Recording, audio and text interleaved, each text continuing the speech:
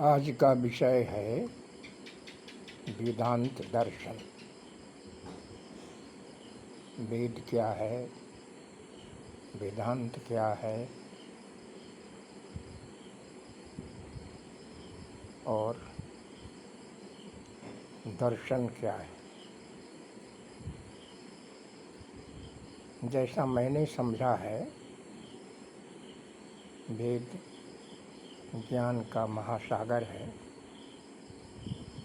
जिससे ये सारी उपनिषदें, ब्रह्मसूत्र, गीता, रामचरितमानस, रामायण, महाभारत या जितने भी पौराणिक ग्रंथ हैं, सब उसी महासागर से निकला हुआ बृहद धार्मिक ग्रंथ है और इसी को वेदांत कहा गया है। वेदांत का अर्थ है वेद का निचोड़।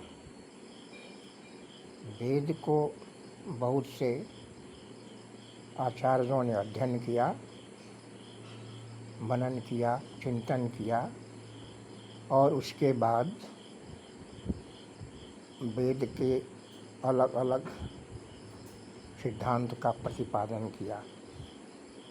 इसी को हम वेदांत कहते हैं। और उस वेदांत को अध्ययन करने के बाद भी बहुत से आचार्यों ने अपना अपना दृष्टिकोण रखा। इसी को दर्शन कहा गया। पहले तो सिर्फ षड दर्शनों का वर्णन है, न्यायिक, वैवासिक, सांख्य और सारे हैं, मुझे अभी स्मरण नहीं हो रहा है।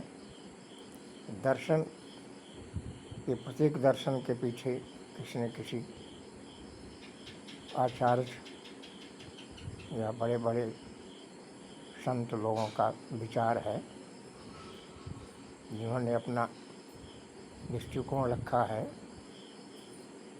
वेद के बारे में, वेदांत के बारे में। इसी को दर्शन कहा गया। तो आज भी संतक, चिंतन करने वाले, मनन करने वाले ऋषि मुनियों की कमी नहीं है। आधुनिक युग में भी बहुत से संत आचार्य हुए हैं, जिन्होंने अपना अपना विचार दिया है, अपना दृष्टिकोण दिया है ज्ञान के बारे में। ज्ञान तो अथाह है, जितना इसके भीतर जाओ उतना ही अधिक उसके प्रति जिज्ञासा बढ़ती जाती है। जिज्ञासा जितनी बढ़ेगी उतना ही हम उसके अंदर जाएंगे और उसका चिंतन करेंगे। फिर हम अपना दृष्टिकोण प्रस्तुत करेंगे, जो अपना दर्शन कहलाएगा। दर्शन के पहले लोग में, ऋषियों में बहुत सा दर्शन दिया है। विवेकानंद का दर्शन अलग है, चैतन्य महाप्रभु का दर्शन अलग है। पहले पहले ऋषि मुनियों का था, अब तो और दर्शन, जैसे गौतम बुद्ध का अपना दर्शन हुआ और जैन लोगों का अपना दर्शन है। दर्शन का मतलब ही है उसका विचार, उसका दृष्टिकोण वेद के प्रति, लेकिन सबका आधार हमारे सनातन में वेद को ही माना गया है। और वेद तो अथाह है। वेद का मतलब ही ज्ञान है, जो हमारे ऋषि मुनियों ने अपने तपस्या के बल से, चिंतन के द्वारा